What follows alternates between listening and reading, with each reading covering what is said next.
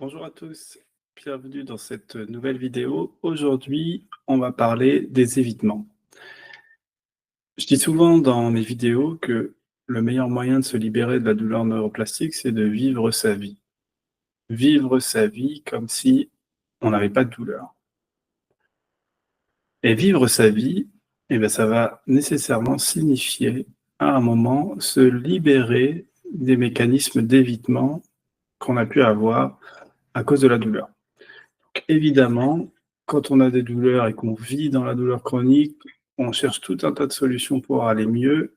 Une des solutions les plus naturelles qui est mise en place par à peu près tout le monde, c'est de commencer à diminuer, à réduire ou à éviter totalement les activités, les mouvements, les choses en général qui pourraient créer des douleurs, les déclencher ou bien les augmenter, augmenter l'intensité des douleurs.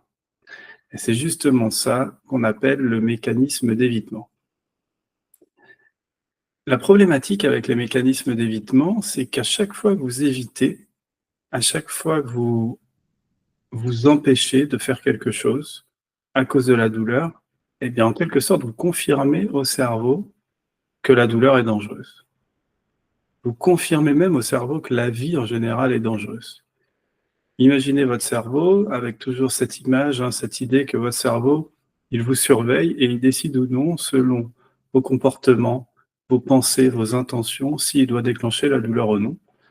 Donc si il vous surveille et que dans votre journée, vous faites attention à éviter certaines positions, quand un ami vous appelle pour aller boire un verre, vous refusez parce que vous avez peur d'avoir mal, quand vous avez envie d'aller faire du sport, vous n'allez pas faire du sport, nécessairement, l'interprétation du cerveau sera qu'a priori, il y a quelque chose de dangereux avec ces douleurs. Et si le cerveau continue à percevoir que la douleur est dangereuse, il va maintenir les symptômes. Donc, la thérapie de reconditionnement passe par petit à petit faire une liste des évitements et reprendre les choses qu'on a commencé à éviter, reprendre les choses qu'on a à nouveau envie de faire. Parmi les évitements, je fais souvent 2 groupes. C'est comme ça que je les distingue dans mon livre. Je parle des évitements qui sont liés à la vie quotidienne.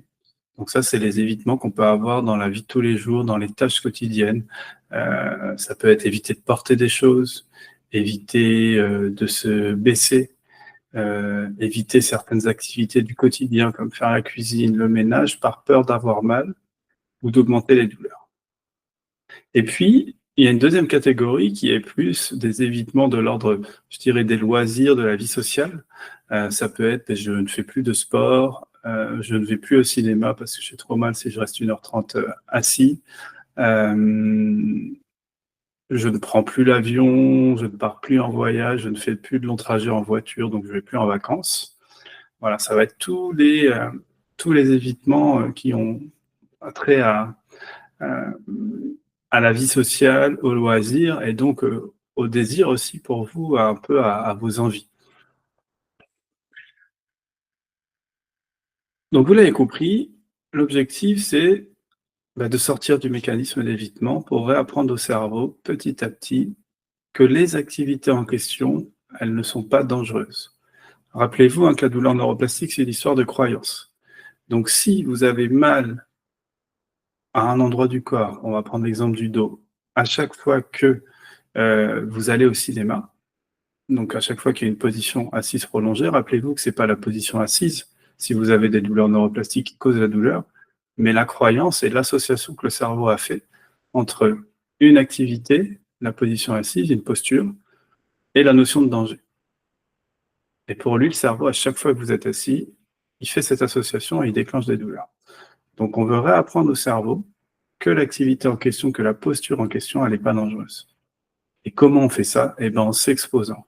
En s'exposant à nouveau à cette posture assise, en rassurant le cerveau, en ayant une exposition corrective, une exposition en sécurité. Donc on va rassurer le cerveau, on va lui parler si besoin avant, on va rester calme pendant la position assise au cinéma, on va y aller avec le sourire, on va anticiper que ça va bien se passer. On va utiliser des repérages somatiques si besoin, avant, après. Les messages de sécurité, on en a parlé. Pour un même stimulus, l'intention va donc être différente. Avant la thérapie de reconditionnement, j'ai un stimulus. L'intention et l'anticipation, c'est je vais avoir mal si je vais au cinéma. On y va, on anticipe, on a des pensées anxieuses, des pensées peut-être catastrophiques. On y va, on n'a pas le sourire, on est tendu. Donc un stimulus et des comportements qui vont indiquer au cerveau qu'effectivement le stimulus est dangereux, qui va faire que la douleur arrive. En thérapie de reconditionnement, même stimulus, position assise au cinéma, mais on y va en anticipant que ça va bien se passer, qu'il n'y a pas de raison qu'on ait mal, puisque c'est une fausse alarme. En disant au cerveau que la position assise, elle n'est pas dangereuse, que tout ira bien. On y va calmement, on profite du moment, on sourit. Même stimulus, intention complètement différente. Et la perception du cerveau sera que, hey, peut-être finalement, cette position assise, elle n'est pas dangereuse. Donc pas de douleur. Donc ce qui se passe, on y va une fois, ce qui peut se passer souvent, c'est que vu qu'on a compris un peu les mécanismes de la douleur neuroplastique, qu'on a anticipé ça et qu'on en a discuté par exemple avec les personnes qui viennent me voir, elles y vont et elles vont se rendre compte que la douleur, au lieu d'augmenter, elle va rester pareille. Ça veut dire que le stimulus n'a plus d'impact sur la douleur. Et si ça n'a plus d'impact, eh ben autant en profiter, autant y aller. Si j'ai envie d'aller au cinéma puisque ça n'a pas d'impact sur la douleur, autant y aller. Donc ça, c'est la première étape. La douleur n'augmente pas. Et puis souvent, ce qui se passe, c'est que la douleur, elle va diminuer.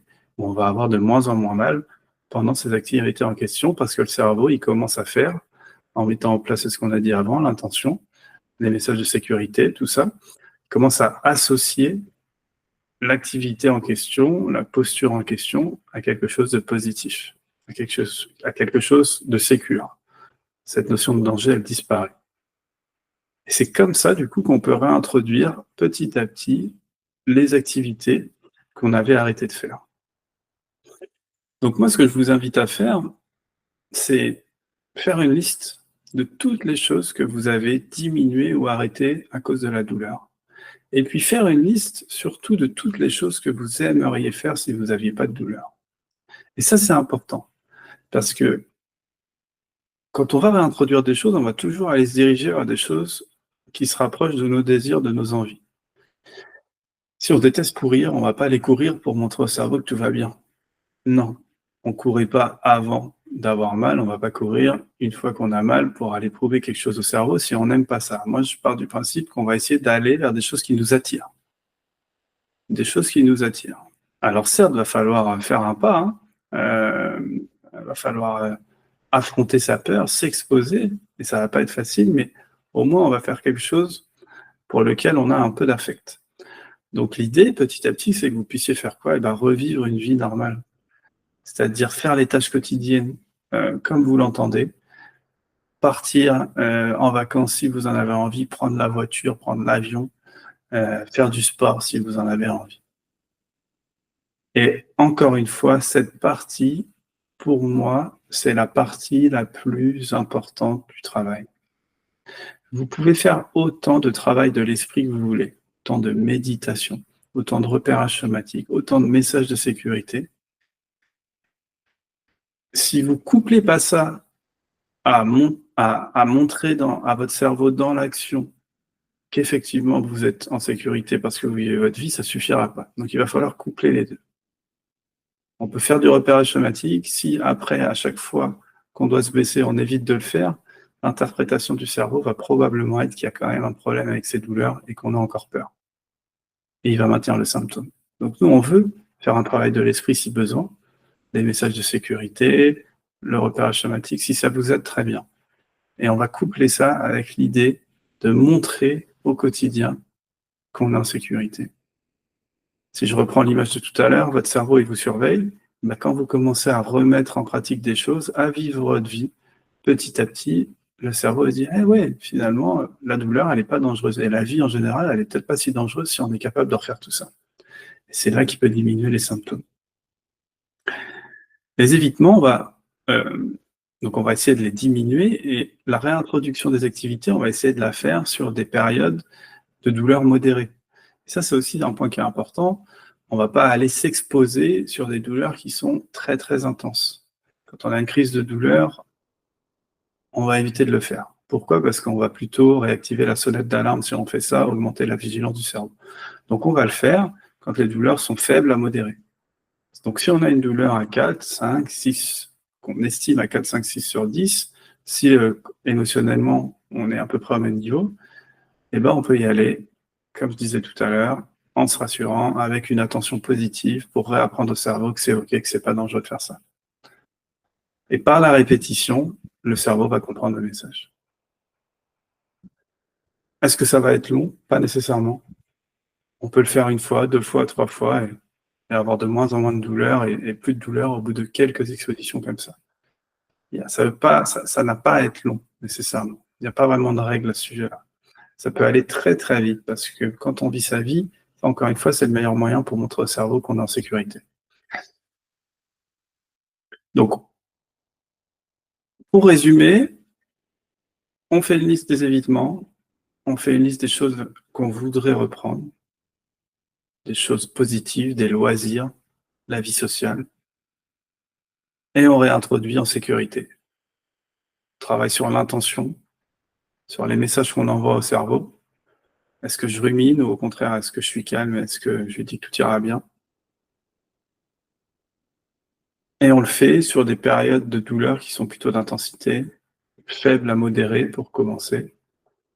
Et puis petit à petit, normalement, la douleur, elle diminuera. Donc ça sera de toute manière de plus en plus simple de revivre votre vie.